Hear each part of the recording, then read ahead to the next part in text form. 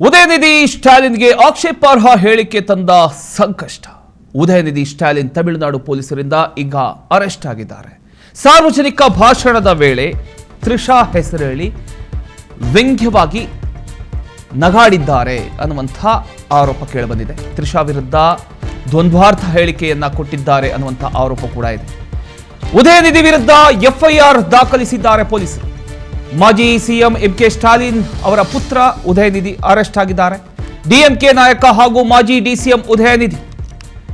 ತಮಿಳುನಾಡು ರಾಜಕೀಯದಲ್ಲಿ ಭಾರೀ ಸಂಚಲನವನ್ನ ಮೂಡಿಸಿರತಕ್ಕಂಥ ಬೆಳವಣಿಗೆ ಇದು. ದೇಶದಾದ್ಯಂತ ಚರ್ಚೆಗೂ ಕೂಡ ಈ ಒಂದು ಬೆಳವಣಿಗೆ ಕಾರಣ ಆಗಿದೆ. ತಮಿಳುನಾಡು ಸಚಿವ ಉದಯನಿಧಿ ಸ್ಟಾಲಿನ್ ಅಂದ್ರೆ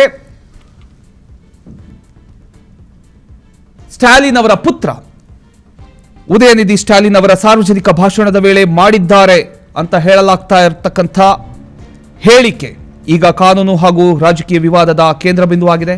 ಮಾಹಿತಿ ಪ್ರಕಾರ ಸಾರ್ವಜನಿಕ ಕಾರ್ಯಕ್ರಮವೊಂದರಲ್ಲಿ ಮಾತನಾಡತಕ್ಕಂಥ ವೇಳೆ ನಟಿ ತ್ರಿಷಾ ಅವರ ಹೆಸರನ್ನು ಉಲ್ಲೇಖಿಸಿ ಆಕ್ಷೇಪಾರ್ಹ ಡಬಲ್ ಮೀನಿಂಗ್ ಅರ್ಥ ಬರ್ತಕ್ಕಂಥ ರೀತಿಯ ಒಂದು ಹೇಳಿಕೆಯನ್ನು ಕೊಟ್ಟಿದ್ದಾರೆ ಅನ್ನುವಂಥ ಆರೋಪದ ಹಿನ್ನೆಲೆಯಲ್ಲಿ ಅವರ ವಿರುದ್ಧ ಪ್ರಕರಣ ದಾಖಲಾಗಿದೆ ಅಂತ ತಿಳಿದು ಬಂದಿದೆ.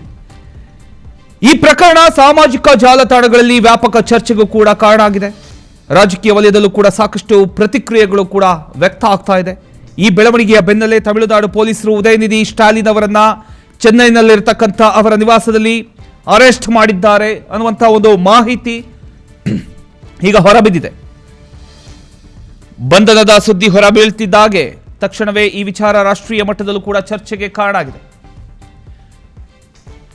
ನಾನು ಯಾವುದೇ ಒಂದು ತಪ್ಪು ಹೇಳಿಕೆಯನ್ನ ಕೊಟ್ಟಿಲ್ಲ, ಬಂಧನ ಬೆನ್ನಲ್ಲೇ ಸ್ಪಷ್ಟನೆಯನ್ನ ಕೊಟ್ಟಿದ್ದಾರೆ ಈಗ ಉದಯನಿಧಿ ಸ್ಟಾಲಿನ್ ಅವರು.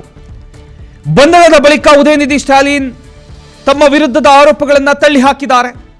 ನಾನು ಯಾವುದೇ ತಪ್ಪು ಹೇಳಿಕೆ ನೀಡಿಲ್ಲ ಅಂತ ಸ್ಪಷ್ಟನೆ ನೀಡಿರೋದಾಗಿ ವರದಿಯಾಗಿದೆ.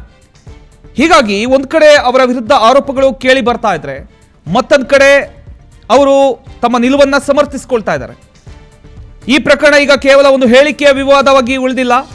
ಸಾರ್ವಜನಿಕ ಹುದ್ದೆಯಲ್ಲಿರ್ತಕ್ಕಂಥ ನಾಯಕರು ಬಳಸ್ತಕ್ಕಂಥ ಒಂದು ಭಾಷೆ, ಮಹಿಳೆಯರ ಕುರಿತು ಸಾರ್ವಜನಿಕ ವೇದಿಕೆಯಲ್ಲಿ ನೀಡತಕ್ಕಂಥ ಒಂದು ಹೇಳಿಕೆಗಳು, ರಾಜಕೀಯ ಭಾಷಣಗಳ ಮಿತಿ ಹಾಗೂ ಅಭಿವ್ಯಕ್ತಿ ಸ್ವಾತಂತ್ರ್ಯದ ಪ್ರಶ್ನೆಗಳು ಕೂಡ ಈಗ ಚರ್ಚೆ ಆಗ್ತಾ ಇದೆ.